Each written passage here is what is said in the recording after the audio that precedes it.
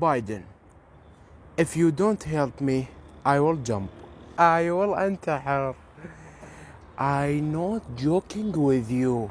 بالمختصر، هذه رسالة عراقية عاجلة بلسان شاب ينطق عن المحرومين في زمن الفساد والظلم والجوع.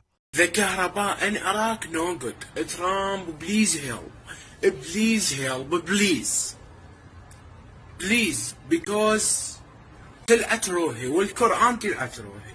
علي عادل منذ عهد ترامب وحتى عهد بايدن يوصل الحكاية بإنجليزيته الموجوعة بالعراقية.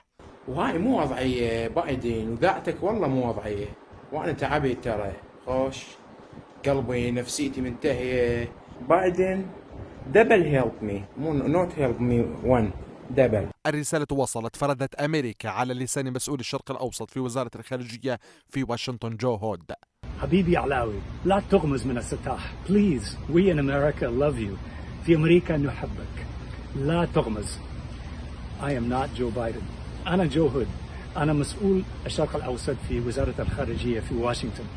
الحياة ثمينة، ممكن نجعلها أفضل سوية على العراقيين والأمريكان. نحن نساعدكم لقتال داعش وإعادة بناء العراق. العراق يحتاجك، لا تحزن، انتخب.